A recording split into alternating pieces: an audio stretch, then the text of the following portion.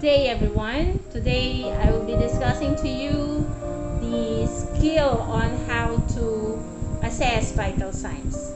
Basically, vital signs is a very important skill for nurses. Its importance is indisputable to every nurses. Vital signs includes taking the blood pressure, pulse rate, respiratory rate, and temperature.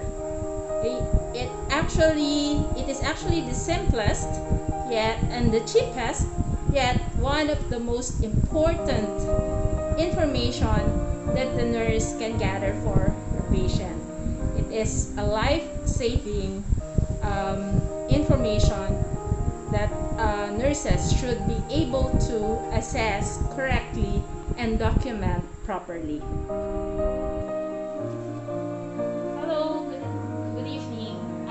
Garcia, I will be your nurse for today. May I know your name? I'm Jocelyn Garcia. Good evening. I am here to take your vital signs, and this includes your temperature, pulse rate, respiratory rate, and your blood pressure. But before we proceed, may I know what activities have you taken before you come to the clinic? I just had a walk from the elevator, but I already took a rest while waiting for my turn. What food have you taken in prior to coming to the clinic? Just rice and fried chicken. Do you have any history of hypertension? None. How about a family history of hypertension? Okay. Before we proceed, I would like to state the purpose of doing the assessment. Assessment of the blood pressure is intended to take the baseline information so that we can have basis for your plan of care. There will be instances that I will be placing something under or thermometer under your axilla. There will be instances also that I will be putting a cuff of the BP, and it will tighten a little on your arm, and this will not really cause pain, but the tightening will somehow be a little uncomfortable, but it will be just very quick. Another thing, may I ask, do you have a fistula, an AV fistula? Okay. So the importance of knowing whether the patient has AV fistula is for us not to perform the blood pressure taking on that particular site. And now I will gather the necessary materials for assessing the vital signs. And this includes, of course, your disinfectant for hand hygiene, your stethoscope, aneroid sphygmomanometer, the thermometer, and cotton balls, and this will be the kidney basin which will serve as my trash collector. Now I will be doing hand hygiene prior to doing the vital signs assessment. Okay, and you can do that by first removing the wristwatch and use prescribed disinfectant following the DOH or WHO standard in hand hygiene.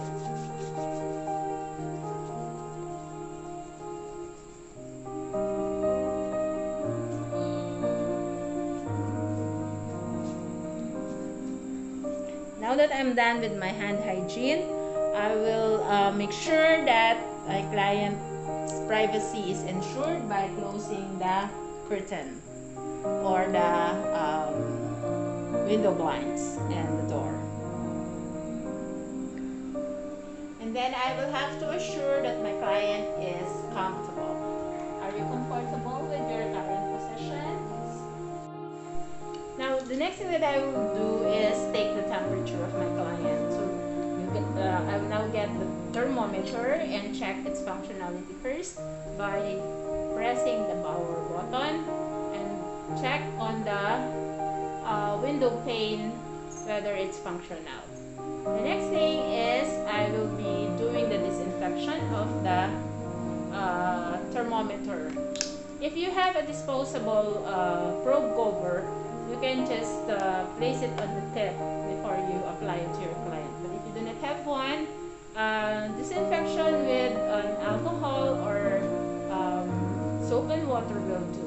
You do it from the tip down to the body, from cleanest to dirtiest. Then dispose your trash based on institutional standards. Okay. Before you place the thermometer, check on your patient whether her armpit is wet or dry. If her armpit is dry, you can use a gauze to dry it before you place the thermometer, because it will affect the temperature reading. Now, if it is dry, you can simply place the thermometer under the axilla. But before you do that, of course, you need to ask your client if you can assist her in loosening her sleeve up, or roll her sleeve up. Would it be alright if I lift your sleeve up? Yes, it's okay. Okay, thank you. You work with the axilla that is proximal to you, so that you will prevent overreaching of your client. That is one principle in body mechanics. So roll up, and then place the thermometer in the center. Okay, and ask the client to stay put. While waiting for your thermometer to beep, you can actually start doing your pulse rate and your respiratory rate assessment. Now, to do that, you can position your client's hand, okay, in an upward position, okay, and place it in a comfortable manner, and then use your index finger and your middle finger to locate for the radial pulse. Now, as you locate for the radial pulse, feel for its volume, regularity, and its rate. So you count the pulse rate in 1 full minute.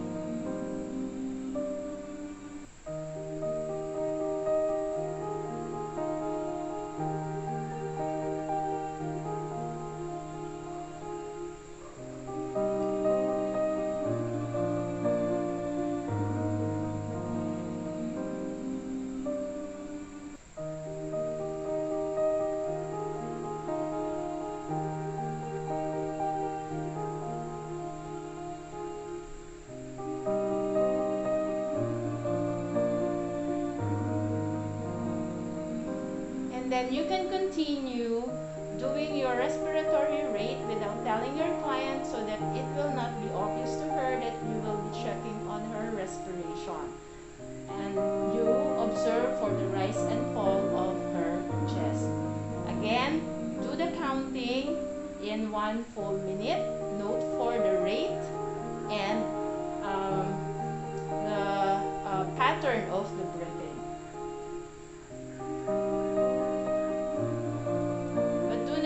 Remove your finger on the radial pulse, so that your client will not feel that you are already checking on her respiration.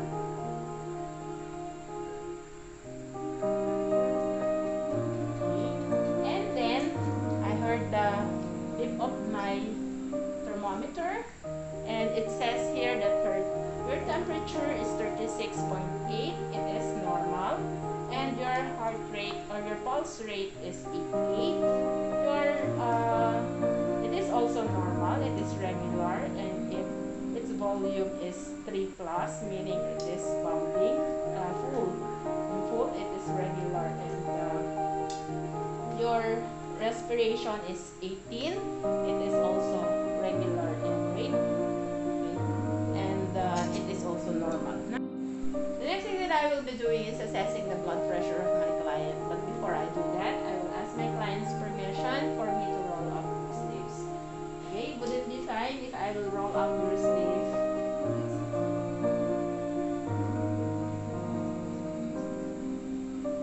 And then I will wrap the deflated cuff evenly around the upper arm or on the proximal side, so you will be not doing an overreaching. Okay, and then make sure it's not too tight, not too loose. Apply the center of the bladder directly over the brachial artery, and then palpate for the brachial artery with the fingertips, and then inflate or pump the cuff until the brachial pulse is no longer felt. Okay, then release. Okay, the pressure completely, and wait for 1 to 2 minutes before doing another measurements. Now for this time, let's say 2 minutes has passed, I will position the stethoscope, okay, outward, so that it will accommodate the anatomical structure of my ear canal. And then I will position the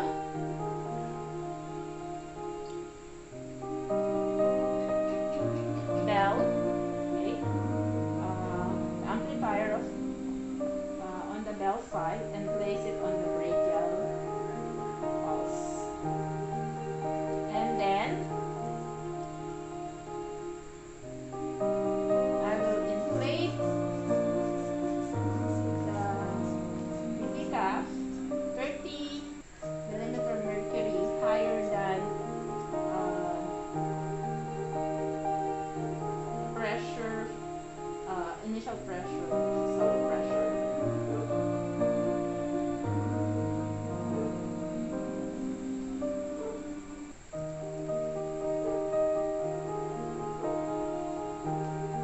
Okay, and then after releasing, remove the deflated cuff. And take note that I identified the manometer reading of cuff faces 1, 4, and 5, and noted a blood pressure of 110 over 80. Your blood pressure is normal, and we cannot do a recheck unless we wait for 1 to 2 minutes to allow pressure read to allow reading, okay, accurately for the reassessment. Then I will have to do an aftercare, so I will cleanse the materials that I need before I keep it in a storage box.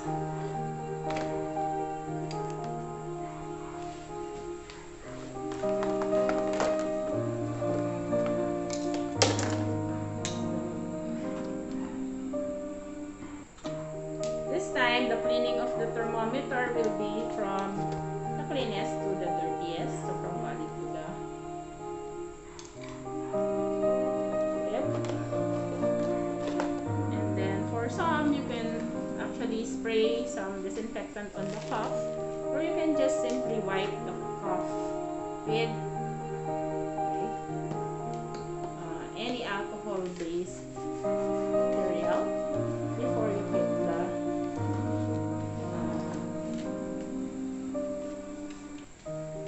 things you used in the storage box. And dispose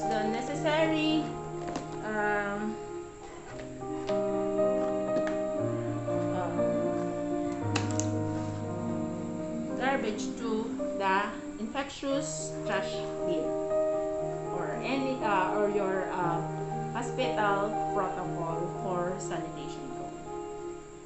And now I will be doing my hand hygiene post procedure. Following the DOH or the WHO standard and doing the hand hygiene.